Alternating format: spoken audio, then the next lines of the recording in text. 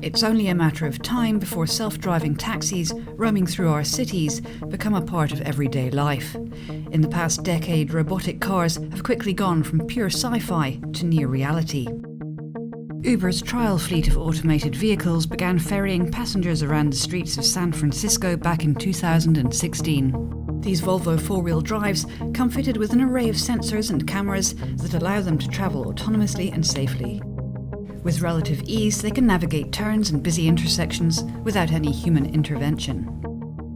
While it might sound like a win for consumers, the human drivers who are likely to be ousted from their jobs could find it difficult to participate in a drastically transformed economy, finding themselves in the rear-view mirror as we enter the era of the self-driving car. In the 2016 Australian census, almost 300,000 people listed their occupation as some variation of driver. This is around 2.7% of the labour force, an increase of 20,000 since 2011, perhaps due to the rise of the rideshare industry. However, once numbers are broken down into suburbs, our socio-economic outlook begins to get grimmer. Potential job losses to automated vehicles are likely to be concentrated in outer suburbs of capital cities. Melbourne could face significant challenges with extensive job losses in a ring of outer suburbs, stretching from Hoppers Crossing and Werribee in the west to Reservoir in the north and Pakenham in the southeast. Sydney doesn't fare much better, with a corridor of potential job losses stretching towards the outer west. These clusters of job losses could significantly affect life in the outer suburbs of our capital cities.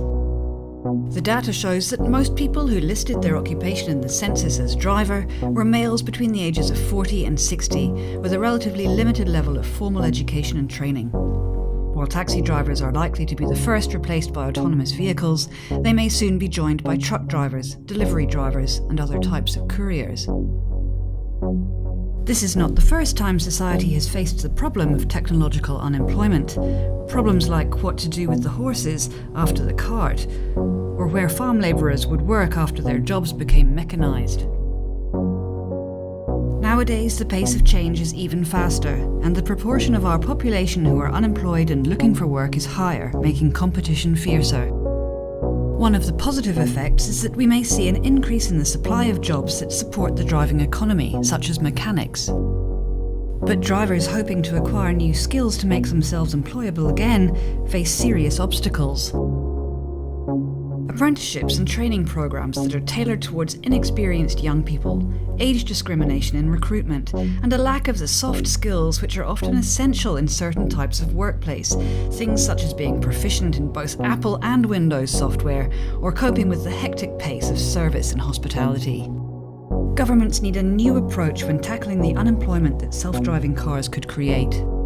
While those unemployed by the exit of car manufacturing can find employment in other industries where their skills are useful, drivers may have fewer options, meaning they must either find work in other low-skilled industries or undergo further training. Fortunately, in Australia, we've tried to tackle some of these problems before.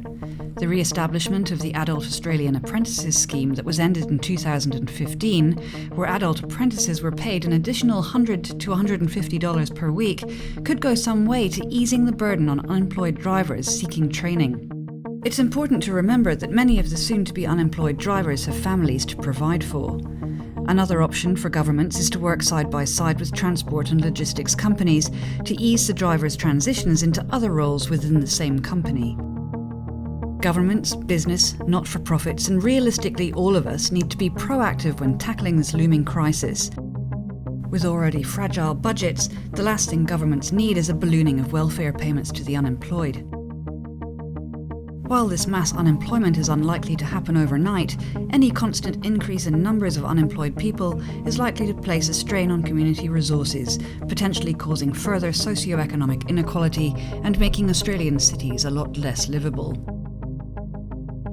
If we don't respond to the effects of self-driving cars on our economy, professional drivers could be the latest addition to the forgotten working class.